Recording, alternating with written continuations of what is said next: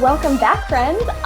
This might actually be my first podcast recording with someone who is actively on a vacation while we're recording. So a super special treat. One of my soul sisters, Miss Taylor, thank you so much for being here. I love it. I'm so excited to be here. And like in Tulum, I've got all of the high vibes going. So I know it's going to just pour into this. So I cannot wait for the juiciness. Yeah, everyone, if you're just feeling extra good vibes coming through this episode, now you know why.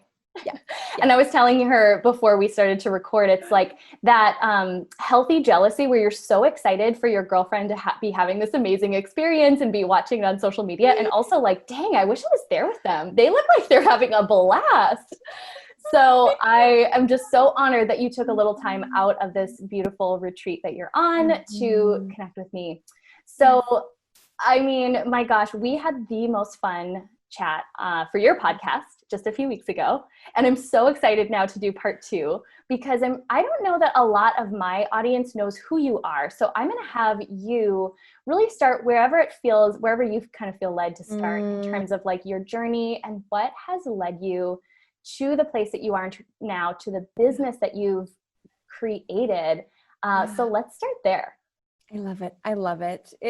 It's always so funny when I reflect back on where I've come, and it's like, wow, I feel like it was like 30 years ago that I kind of started this journey, and it really was just like 7 years ago. And so it's always very like a bittersweet to reflect back on it. So I love this. And anytime I share my story, I like to preface it with this statement. If I can create what I've created, anyone can. If I can go through what I've gone through, anyone can get through anything. Because it's really easy to see people what they're doing now and think, oh, it's always been that way. Things are just easy for them. And so if you were to look at my life in present time, I live in my dream apartment. I'm on a 2-week, spontaneous last minute trip to Tulum, Mexico. I've got my soulmate, motivational speaker, podcast host, all of that, an international coach. And what people don't realize is the inner work that I've done to get here has been a hot mess. So I really want to anchor that in. And how my journey really started was back in middle school, actually, when I moved from the middle of nowhere, Colorado, country girl. I grew up on 60 acres, no cable. We were outside. Like I played, I would sing, I would be rollerblading, just nature girl at the finest, wearing a cowboy hat, all the things.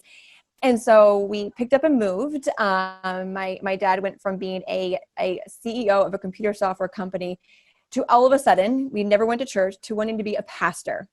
Well, so we moved across the East Coast outside of in Gettysburg, Pennsylvania, and it was a completely different experience.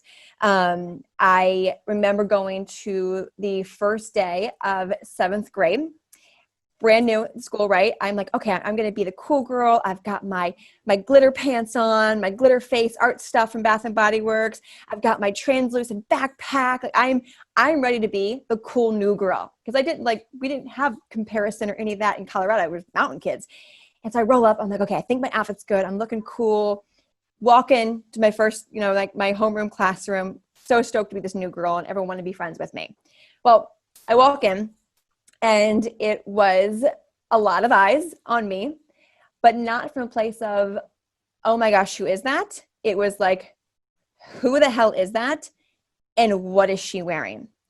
And so that for me was the catalyst of quickly falling into people pleasing. I wanted to be fit in so bad. I wanted to catch up with these East Coasters and how they dressed. And I would morph my languaging, my clothes, how I showed up.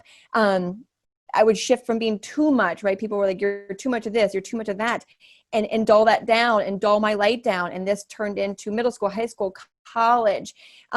So much of losing myself and trying to fit in, that by the time I got in college, I was, hanging out with the wrong crowd because I didn't know who I was. I was, drinking every single night, out partying every single night. Thank God I got good grades and, at least had a little bit of smarts to me to keep me going. Getting in a toxic relationship with men, right? Cheating on them, just having sex for attention, all of this, just all these things to figure out what made me happy. And so that led into getting a career on the East Coast. I then lived outside of Washington, D.C. that looked great on the outside. I went and got my undergrad in international development, political science, got my master's in international development, all these things that look great on the outside.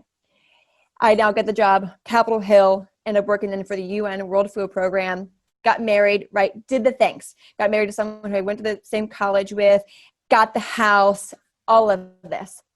And so when I had the huge shift from this beautiful life on the outside that I was building and not realizing how unfulfilled I was, it was my rock bottom. And I remember it like it was yesterday, sitting on the couch with my, spoiler alert, now ex-husband, having just drinking an entire bottle of wine, having eaten a pint of ice cream, and just before that, having broken something during a fight.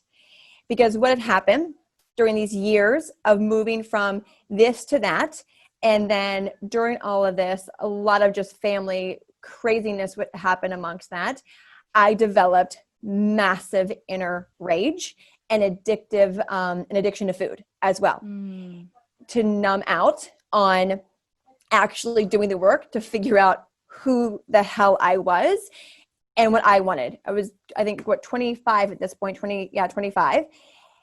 And so in that moment, I remember sitting there and thinking, like, this is not the rollerblading little Taylor who had her pigtails and glitter on her face. Like, where did she go? Like, why did I let this, how could I let this happen? Like, this is not innately who I am. And I had that moment of like, I miss her.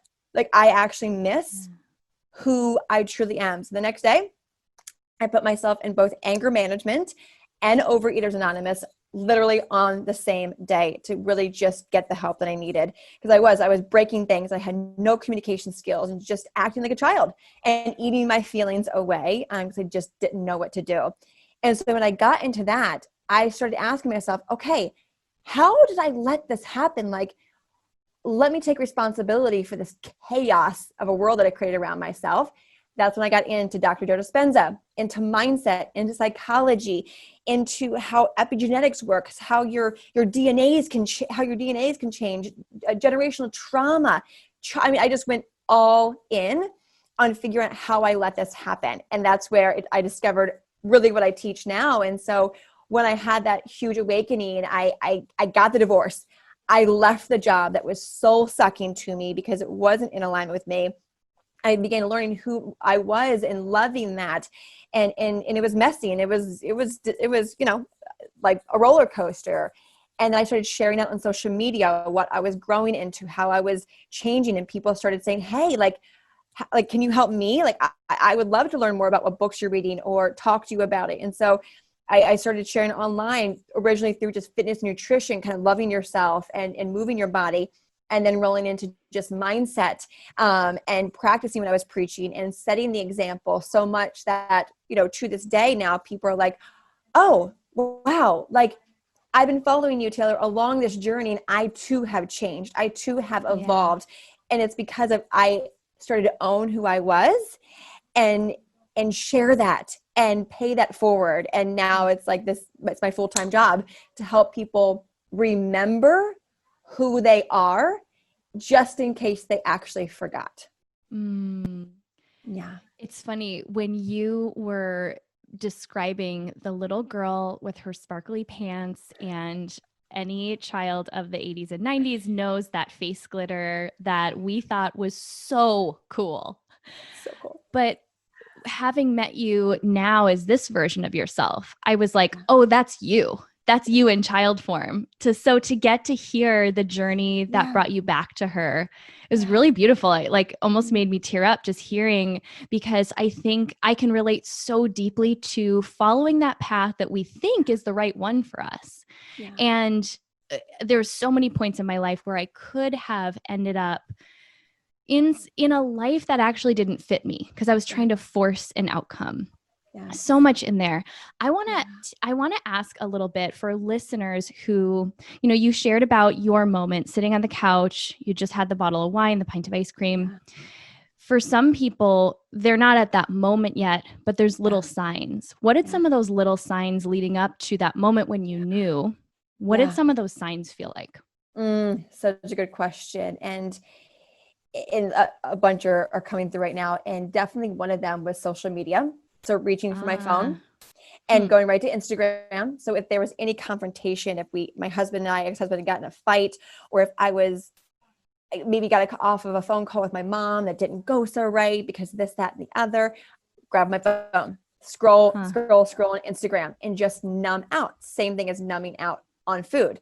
So it was that. It was also avoiding having tough conversations out of fear of abandonment. So like those little things, having fear of showing up fully on social media out of fear of then judgment. So these little kind of nuggets that in my body just didn't feel good, didn't feel aligned, that I knew, okay, like we're getting there. And I see that happening so many times with women that come to want to work with me. They know, okay, I know some of the habits, I'm using air quotes, that I have in place are the catalyst to me completely dipping out and falling out of alignment with my truth. And the social media one is a huge one, especially fast forward to today's time. It's even more so. I hear so much addictions and they don't realize it's addictions because they're like, oh, I'm just, being inspired, or I'm like catching up, or I'm commenting. Well, it's like, but why?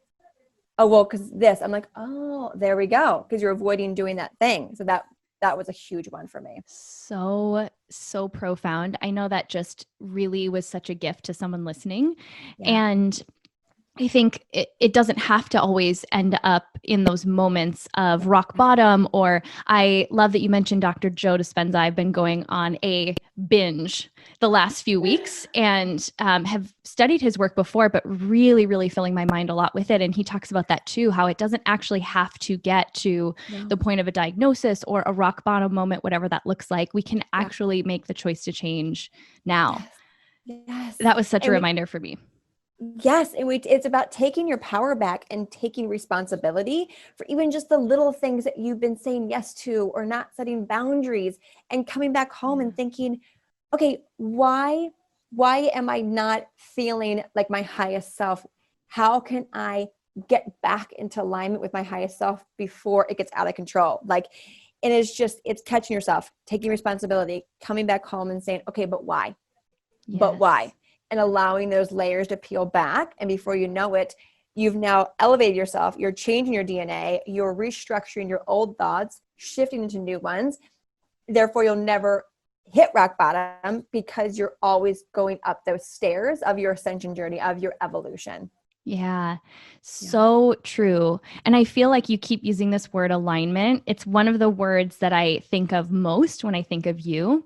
You're someone that, observing you, even just being connected through social media, you're my reminder to go back to what feels that way.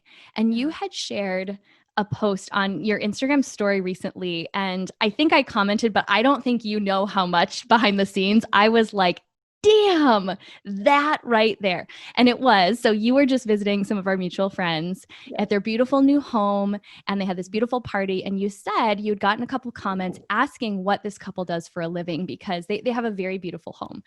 It's clear they live a certain kind of a life. And your comment was, don't ask what they do for a living. I'm going to let you fill in the rest. Yeah. Ask who they've become to get to live the life that they live.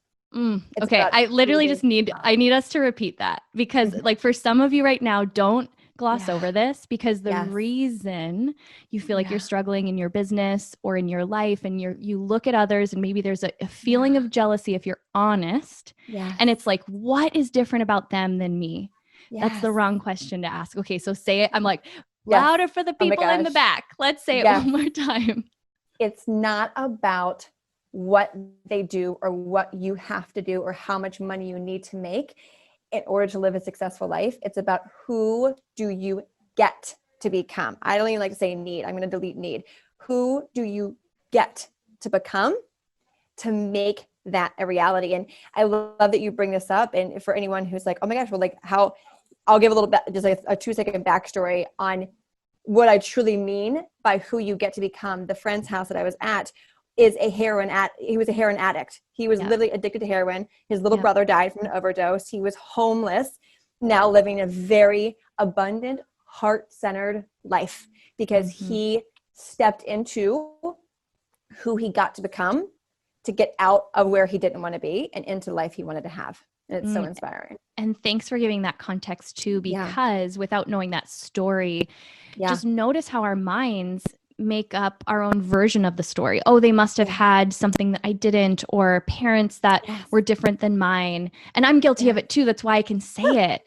And there's so many women in our community who either have businesses of their own or they just know they're meant for more. And a lot of times that does feel like more abundance, but yet we look for the strategy. I'm literally doing a training on this tonight because it's not the strategy.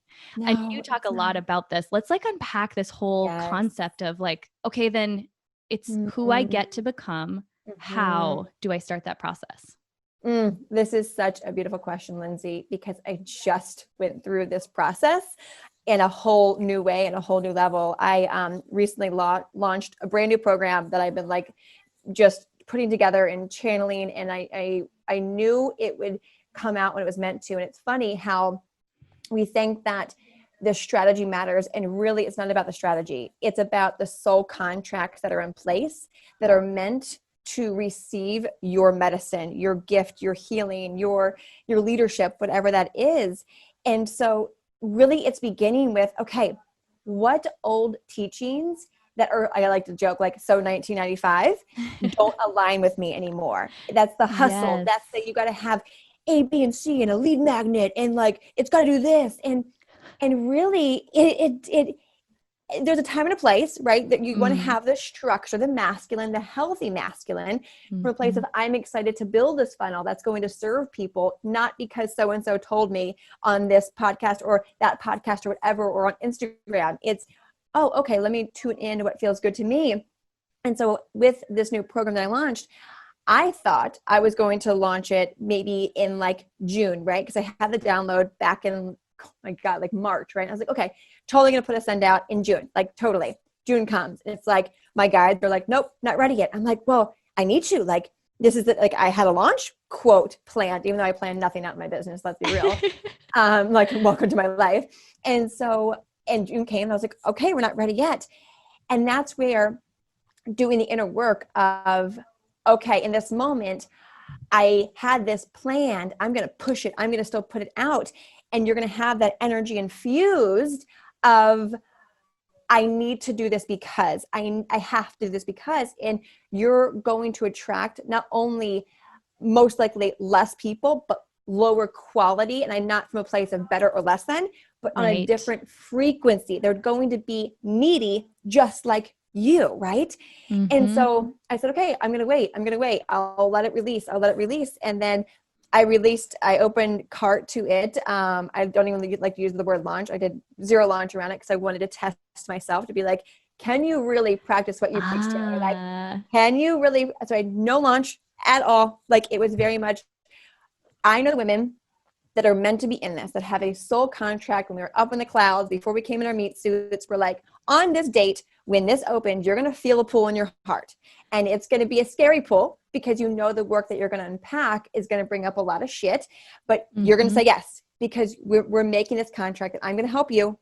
And we're going to have this equal exchange of energy. And so didn't open the door, right? Till September, just had it. And doing this, unlearning this untoxic masculine launch, and more heart-centered and more aligned, and owning the fact that the right people will be in there. Here's the irony of it.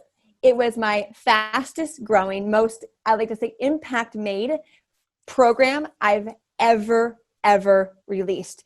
And the quality of women that are in there are impeccable. So much that my team is like in the Facebook group, and they're just like, Taylor, these women are like, we've got from 18 years old to 60 years old, all shapes, sizes, colors. It's because they felt that call. And so I really want to anchor that in of like, you will, as a boss babe, right? When you truly ask yourself, like, does this feel good to me? And if you say yes, it's going to feel good to the other people on the receiving end. And there's no pull, there's no push, there's no force. It's just ease. And it gets to be that way. It gets to be that way. Yeah. I wish we could go back in time and play this for Lindsay 7, 8, 9 years ago. Yeah. Because I didn't realize the difference and have the contrast to realize it could be another way until I experienced it. And I didn't realize how much before I was trying to force an outcome. I was trying to force the timing of that outcome such that it completely brought in people who weren't aligned. It brought massive overwhelm, massive fatigue along with it. So even when I think back to that question I was asking before, what were the signs? Those were the signs. Yeah. 100%. We've all been there. Like this is, so like, again, reminding some people like I haven't always operated this way because it's easy to be like, yeah, Taylor, like easy peasy, receive with ease, right? Frequency, energy, like tell the Taylor even 2 years ago, right?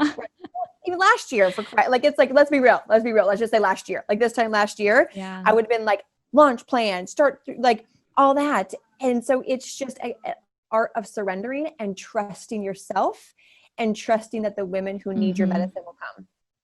And I'm the type that I do love a good launch plan, a good aligned launch plan. And I know you're saying this too. And one of the things I've been teaching like our mastermind girls and in this new mentorship that we just started is that's why you do the pre-work, because if you feel any energy that's attached or needy, whatever words we want to use around it during your launch, you're actually going to bring in what you don't want or less results than you wanted. And I'm not actually, I never considered myself really that in tune with energy and spirituality and things of that nature until I just can't explain, but I feel it. I feel the difference when I am aligned versus not aligned, when I'm allowing things to flow versus not. And I think it just came down to, so if you're more left-brained, if this is sort of like, maybe you already tuned this one out, that's fine. Well, this is for the people who are like open and down with the woo. But I really want you to just invite in this idea that you're going to feel it in your body. And I feel like this is something I want to kind of like start to wrap this up by asking you this, because I watch you really just have this ability to be so in your body. And movement is a big part of your life. I love when your husband, who's my husband's man crush, that's another story for another day. But I love when Johnny, like was recording you with your drum and dancing the other day and just said, yep, totally normal day in our house. Tell me a little bit about what role movement has played in this whole journey for you. Oh, it's like everything. Thank you for asking this, because it really was the pivot for me from the masculine that's in my business, that's in my relationships, in my friendships, all of that, from that masculine to the divine feminine energy, which is the receiving, which is the allowing, which is the calling in, right? When you're feeling girly, even if you're like, you haven't tapped into even like the feminine energy, right? I remember hearing this when I wasn't there yet. I was like, what the hell are they talking about? Like feminine, masculine. Really, it's thinking, when's the last time you felt really girly, and like how like light life was, and how all these amazing things kept happening to you, and people are like, wow, you look really good, you're glowing, and you're like, yeah, like I got done up today. That's the start of really understanding what feminine energy is. And so for me, dancing, right, dropping in my body, playing music, because vibrations heal. It's science. The vibrations from drums, from your own voice. That's why mantras and affirmations are so powerful. So music, especially like Native American, African music, like that really gets you into your root chakra, which is your safety, which is your groundedness, and into your sacral, which is your sexuality and creativity. Yeah. And so for me, it was like, okay, like movement, which is a little comfortable at first, because I used to be like rigid, and if I wore pantsuits, I would wear pantsuits, that sort of thing. Oh my gosh, that was the best mental picture ever. Pantsuit Taylor, just early in the stages of like getting into her body.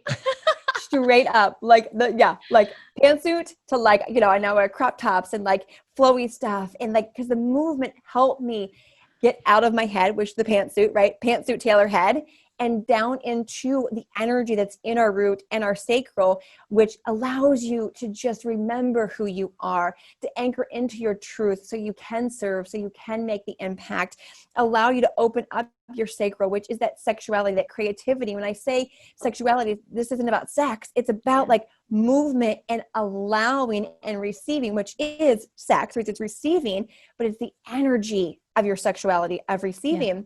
And so, movement. And yeah, it took a little bit for me to get, I was like, hey, this feels weird. I feel uncomfortable. Like, what if people are watching me? And now I film me dancing, like, and thousands of people watch.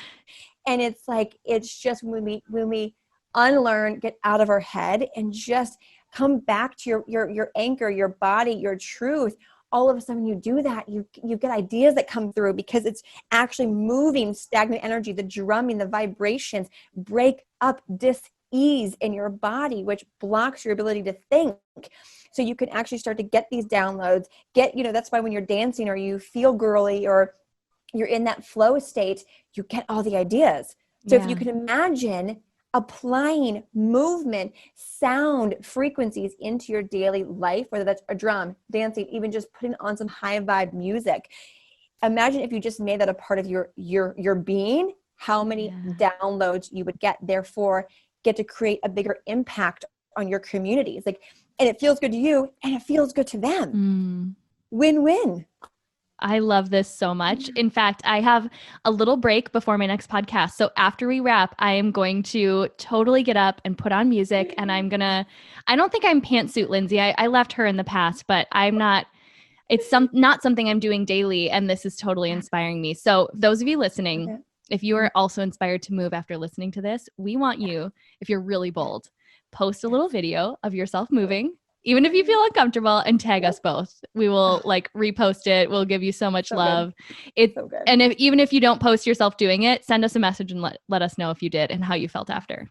Yes. It's going to feel weird. And you can even just do like a selfie, like hold it. It doesn't have to be set up or a whole production. Just catch it. Like catch even your shoulders. Like just move your shoulders. Like if you're like, this is enough, that is more than enough. Just a little shimmy, Just a little bit.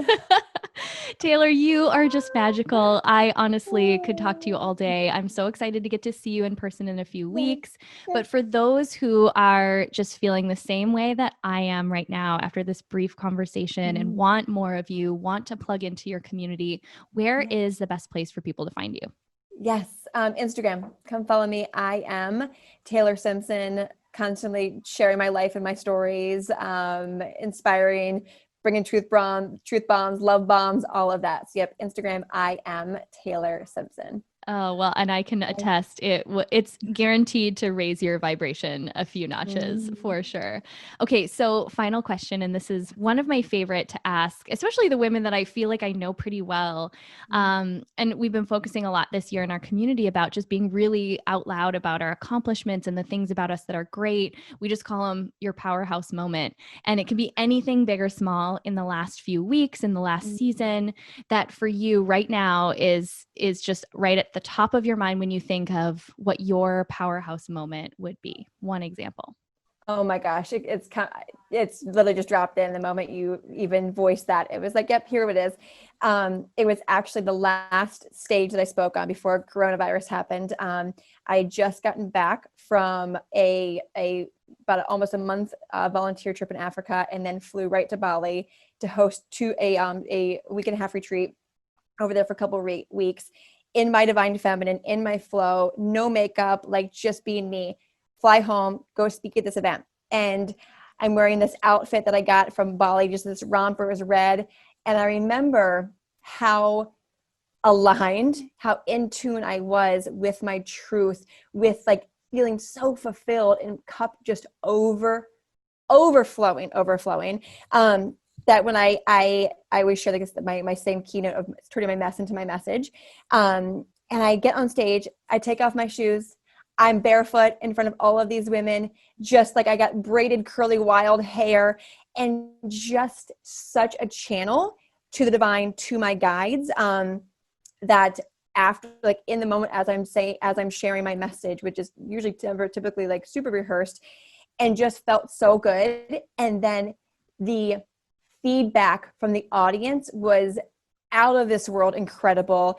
I mean, it was such a powerhouse moment for myself to just be so aligned and carefree, and a powerhouse moment for them to receive that energy and then anchored into who they are. And to this day, I still get people saying like, that was the best like speech or talk I've ever heard because of the energy that you brought. So like that moment is like, was my highest self powerhouse moment for sure.